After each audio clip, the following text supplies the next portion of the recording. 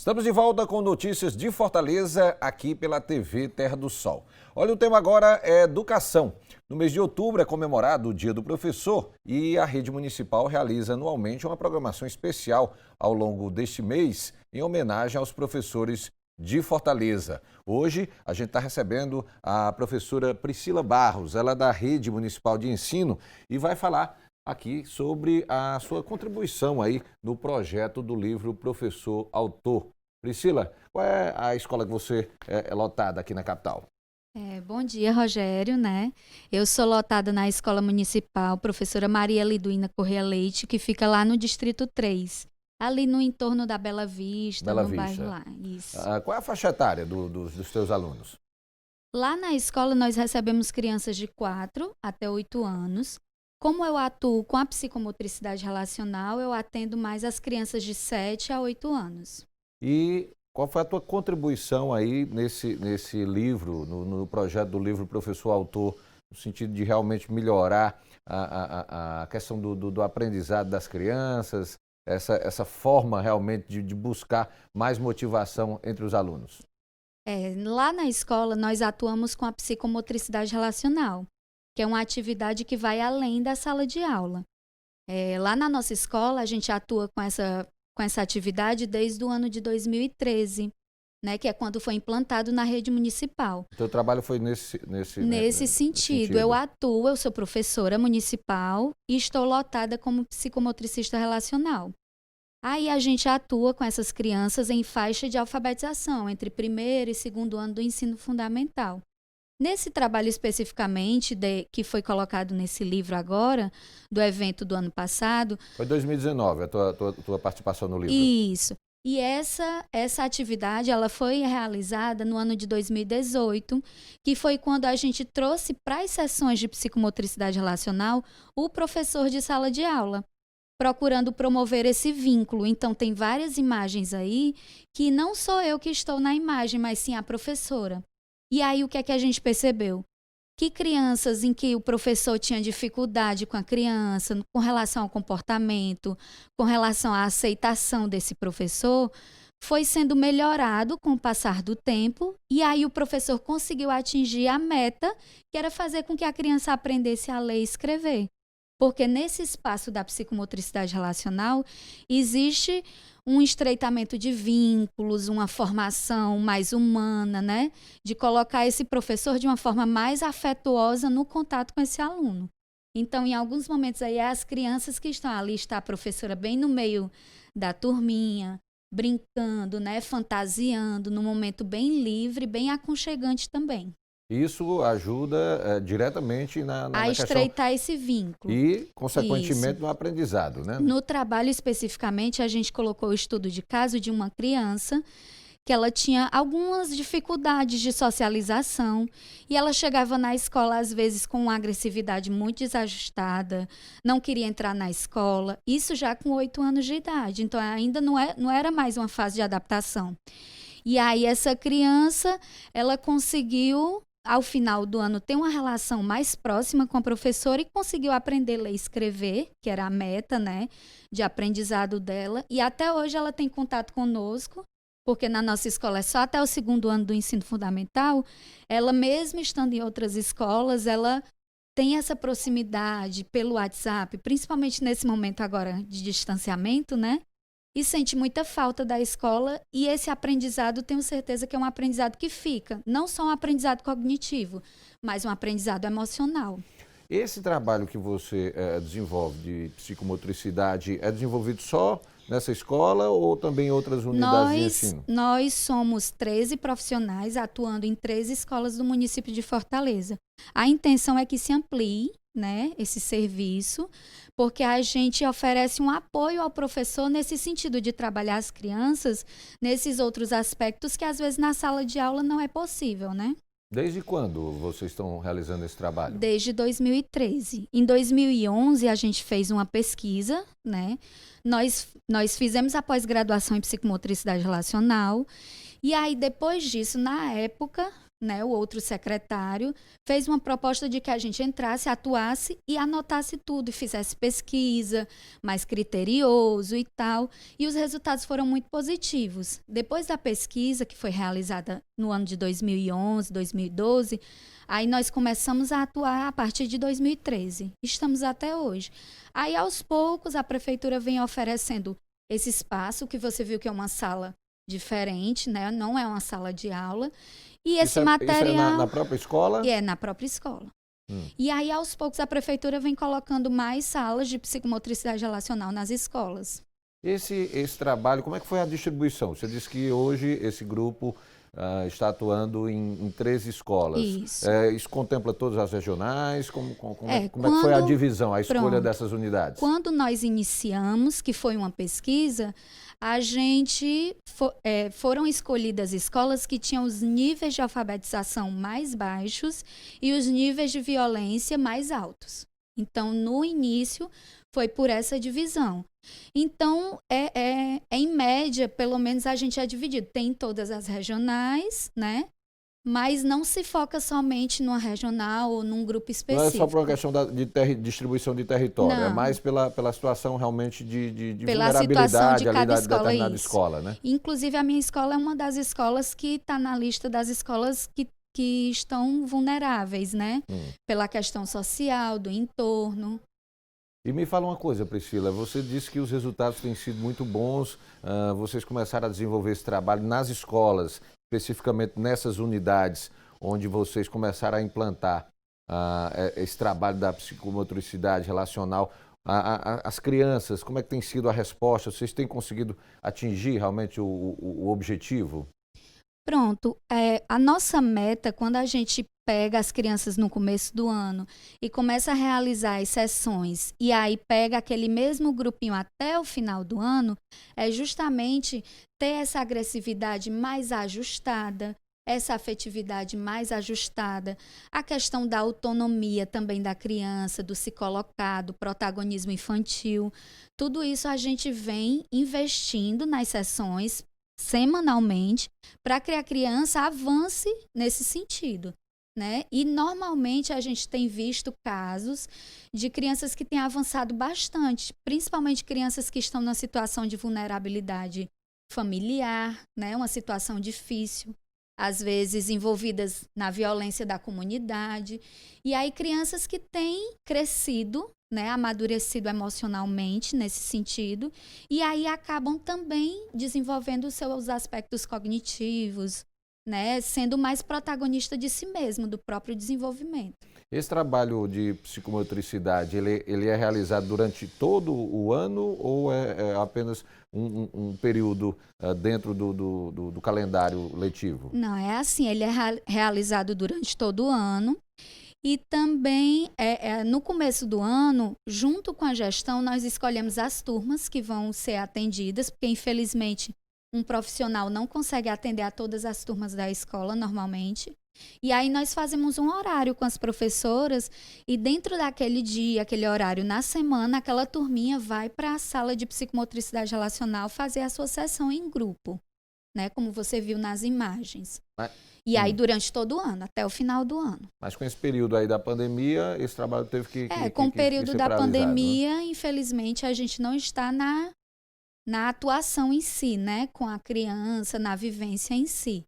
Nós temos tentado fazer um trabalho de estreitamento de vínculos, de colocar a criança nesses aspectos emocionais para ela refletir através de vídeos que a gente tem feito, e aí esses 13 profissionais, junto com a nossa coordenadora, né, a gente planeja esses vídeos, planeja os assuntos a serem abordados, e aí a gente tem abordado assuntos referentes à saudade, referente à dor, à morte, né, a questões que as crianças trabalham, que as crianças acabam sentindo nos seus aspectos emocionais e não sabem muito bem como falar, como se colocar. Então, a gente tem atuado nesse sentido, né? De ter essa interlocução com as crianças, mesmo que de forma à distância, né? As crianças têm o nosso contato pessoal para nos acessarem sempre que for possível, sempre que necessitarem, as famílias também. E a gente procura trabalhar essas questões de ordem emocional com as nossas crianças na medida do que seja possível, né? E Priscila, tem sido um desafio muito grande, né, para os Muito. professores poder lidar com essa necessidade de continuar tentando repassar a conhecimento, buscar motivar a participação dos alunos aí de forma virtual, né? Com certeza, é um desafio enorme. Enorme, mas assim, acredito, pelo menos aí eu falo da experiência da minha escola, né? Nós somos um grupo que tem uma parceria muito forte, um vínculo muito grande. Aí quando uma colega não consegue, não sabe como fazer, vem a outra e ajuda. Então essa parceria tem ajudado significativamente, né? A gente percebe a evolução nas propostas de atividades no começo da pandemia para agora. Já existe um retorno bem melhor das crianças, né? As crianças realmente estão participando, realmente fazem as suas atividades, fotografam, mandam para a gente, manda áudio, manda vídeo, e pergunta, tiram dúvidas. E essa participação das crianças é o reflexo de um trabalho que está sendo positivo, pelo menos nesse momento, né? Que é o que a gente quer mais na escola, é ter o retorno das crianças. Sem o retorno das crianças, o trabalho não existe, né? O trabalho do professor precisa do retorno delas. Pois é, muitos professores e professoras da rede municipal têm participado aqui dos programas aqui na TV Terra do Sol durante esse mês de outubro. Tem trazido exatamente muitos exemplos de professores que contribuíram com o projeto do livro do professor autor, e eles têm relatado essa questão da importância hoje de estreitamento também com as famílias, né, dos alunos. Tem sido essencial essa relação, essa proximidade com a família para fazer valer essa forma de transmitir o conhecimento através das mídias digitais, né? Isso, até para acalmar a ansiedade das famílias, que nós também como pais, né, estamos nas nossas casas também com os nossos filhos, a gente percebe o quanto tem sido difícil, causa ansiedade mesmo de você saber se o seu filho vai aprender, não vai aprender, né? Quando que isso vai passar? Eu acho que é a pergunta de todos. Quando isso vai passar? E quando o professor ele se coloca de uma forma mais compreensiva, mais afetuosa, recebendo essa família, entendendo essa família, isso sempre tem um retorno mais tranquilo, mais positivo. Ter essa relação com a família também é algo muito importante. Muito importante. Inclusive, na psicomotricidade relacional, a gente tem feito vídeos orientando um pouco as famílias, dicas de como fazer um relaxamento com as crianças, dicas de como orientá-las no momento de mais ansiedade, de mais euforia, né? Para poder auxiliar nesse processo também, não só do aprendizado, mas de conviver com a pandemia de uma forma menos dolorosa, né? Menos doída. Atividades que a família pode desenvolver dentro de casa, né? Com os filhos, né? Com certeza. Maravilha, Priscila. Vou pedir aqui um intervalo rápido. Daqui a pouquinho a gente continua conversando aqui sobre a participação dos professores no projeto do livro Professor Autor, projeto desenvolvido aí pela Secretaria Municipal de Educação. É um intervalo rápido, daqui a pouquinho a gente volta.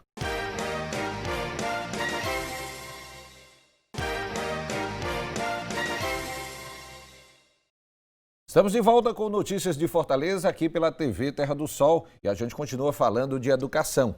Olha, o livro Professor Autor, Fazendo História, Trocando Figurinhas, é um projeto da Secretaria Municipal de Educação que existe desde 2018 e incentiva a cultura da produção autoral com trabalhos que tenham propostas inovadoras capazes de inspirar novas práticas na rede de ensino. E a gente está recebendo aqui nos nossos estúdios os professores Priscila Barros e também Leandro da Silva Pereira Júnior. São professores que participaram, contribuíram com esse projeto da Secretaria Municipal de Educação. Professor Leandro, seja bem-vindo aqui aos estúdios da TV Terra do Sol. Qual é a escola que você está lotado, Leandro? Então, eu sou o Leandro, sou professor da Escola Municipal Paulo Sarazate, que faz parte do Distrito 4, né, atualmente, e sou hoje professor da Educação Infantil. Né? Qual é o bairro? É o bairro Demócrito Rocha. Demócrito Rocha. Sim. Você trabalha com alunos de que faixa etária? Atualmente eu estou no Infantil 4 com crianças de 4 anos, né? 4 anos. Infantil. Sim. Qual foi a tua contribuição, Leandro, no projeto do livro Professor Autor? Então, essa experiência que está no Professor Autor, ela foi do ano passado, com uma turma de primeiro ano.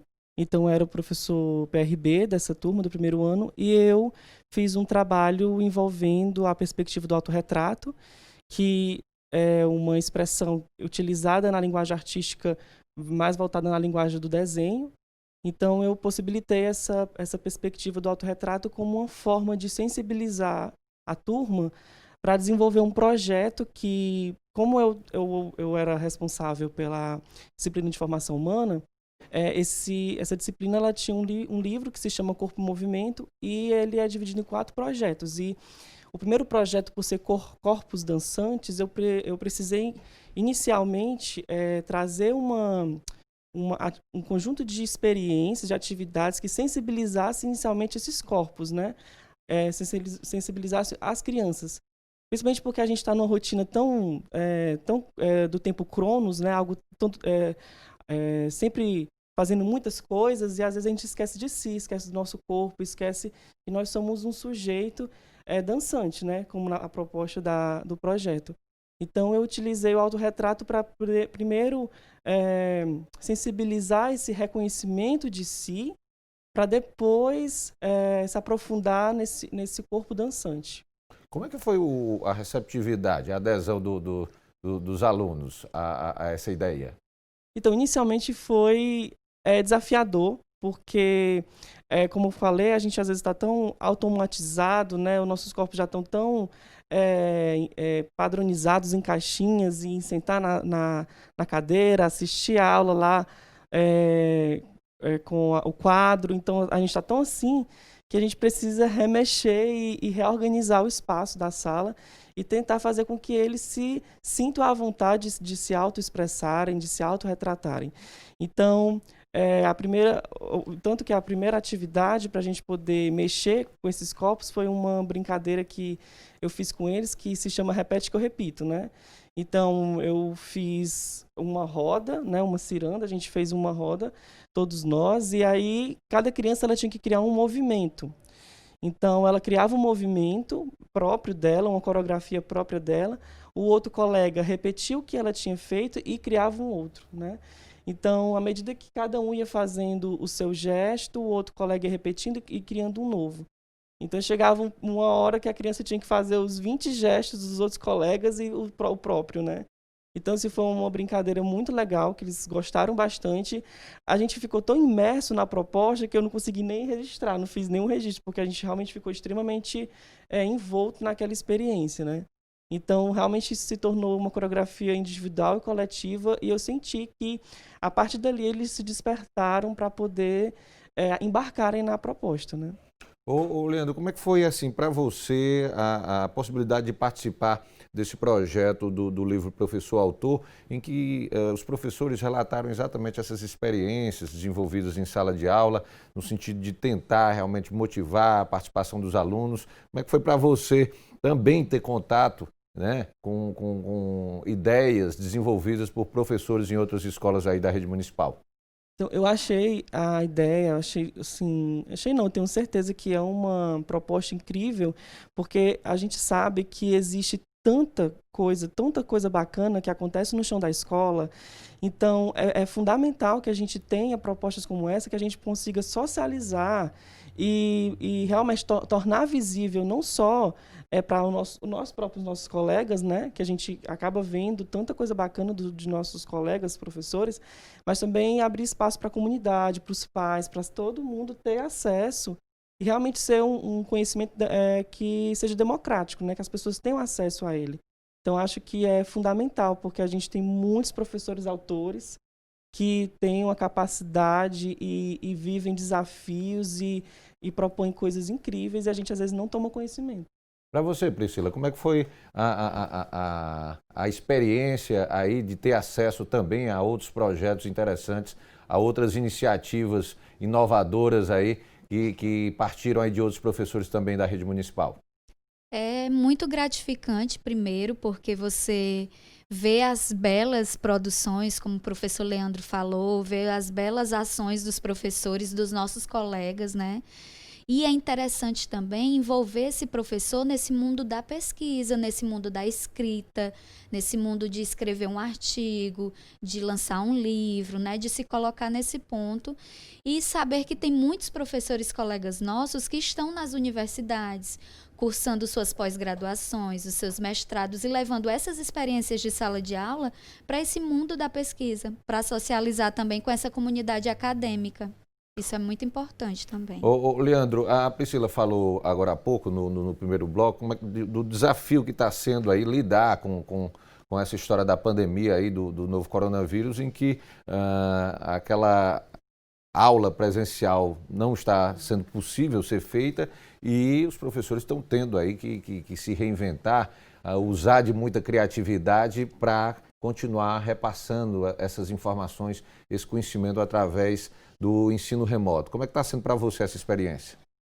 Realmente é algo extremamente desafiador, porque principalmente eu sou professor da educação infantil com crianças de 4 anos, por mais que a gente saiba e veja o quanto a tecnologia, né, acaba adentrando nos lares de forma muito forte, né?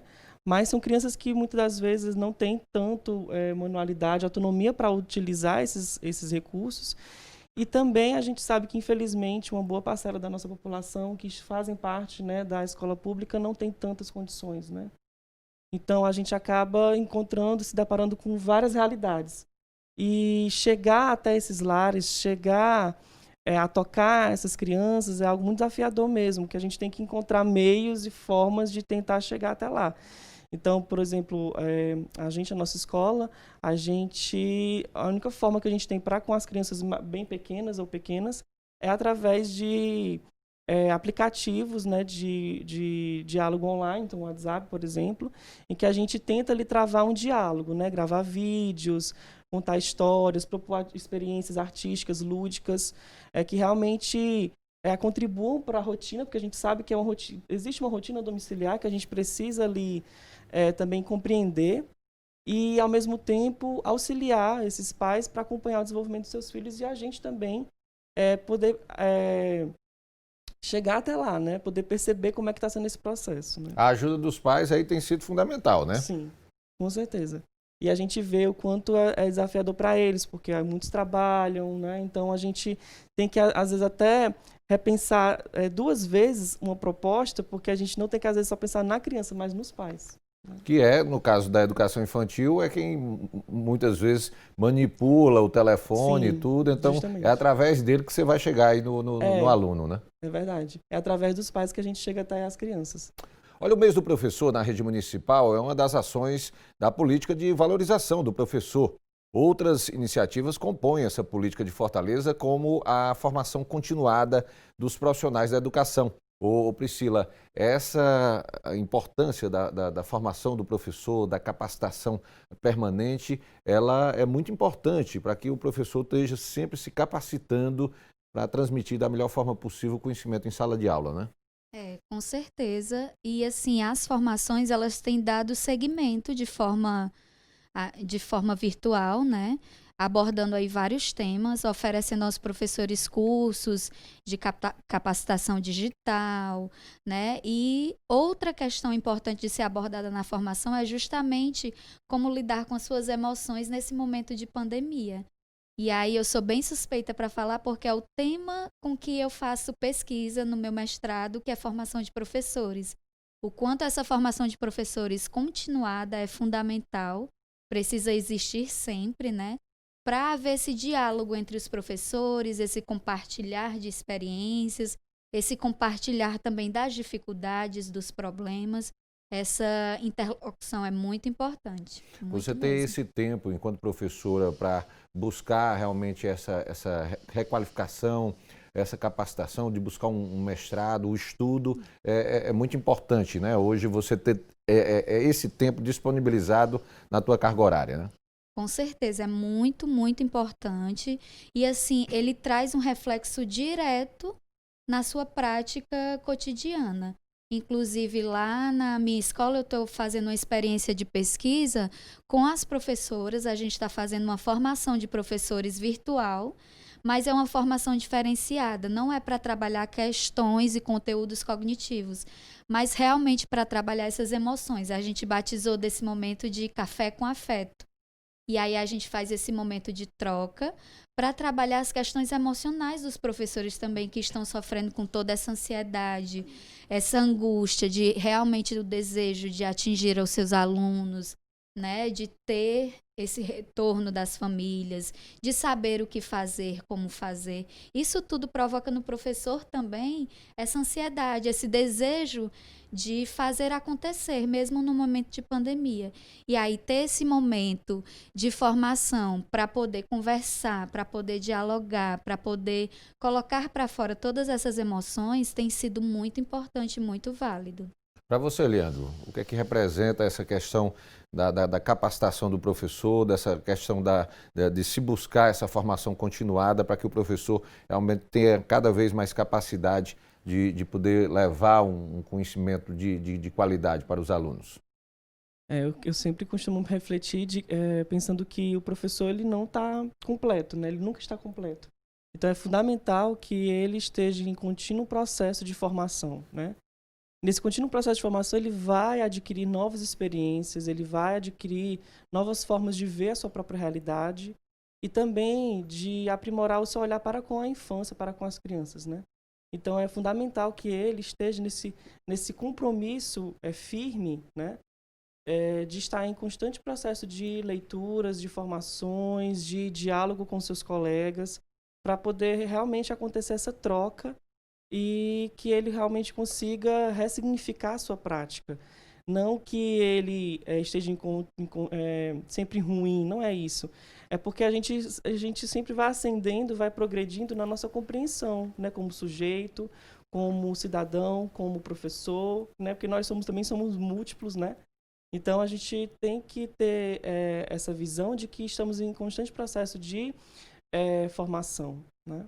O próprio episódio da pandemia da Covid-19 fez com que os professores tivessem que hoje buscar um conhecimento que muitos não tinham de como continuar se comunicando com os seus alunos de forma remota. Passada aí a pandemia, certamente isso vai ser um acréscimo, né? Vamos dizer assim, nas formas de comunicação do professor com o seu aluno, mesmo com o retorno das aulas presenciais, né, o Leandro? Eu fiquei assim, muito surpreso, porque a gente, por mais que a gente esteja numa era tão digital, eu me vi com colegas com muitas dificuldades, né? Até mesmo de realmente conseguir explorar esses meios. Então, a gente realmente, de forma muito colaborativa, cooperativa, a gente criou até formações internas para a gente poder saber melhor usar eles, né? Tentar chegar de uma forma mais sensível e chegar também realmente ali, não presencialmente, fisicamente, mas estar ali, dizer que eu estou aqui por você e para você e com você, né? Então, a gente realmente se percebeu nesse processo de constante colaboração mútua para a gente poder conseguir, de fato, se ajudar e realmente passar por essa crise, passar por essa pandemia de uma forma que a gente consiga, de algum modo, chegar a esses lares, né? Eu tenho ouvido muitos relatos, Priscila, aqui no estúdio, exatamente de professores, de que assim, a forma como muitos alunos, inclusive, passaram a lidar com o telefone celular, né, a questão do acesso à internet, de se descobrir que através ali do aparelho, daquele equipamento, ele tem um mundo de pesquisas, né?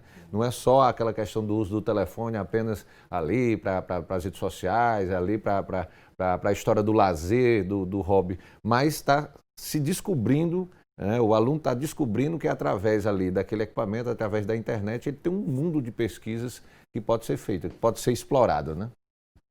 Inclusive, assim, algumas famílias têm conseguido até ter uma rotina de, naquele mesmo horário, todos os dias, acessar aquela atividade virtual, né, e colocar suas crianças para fazerem esse estudo.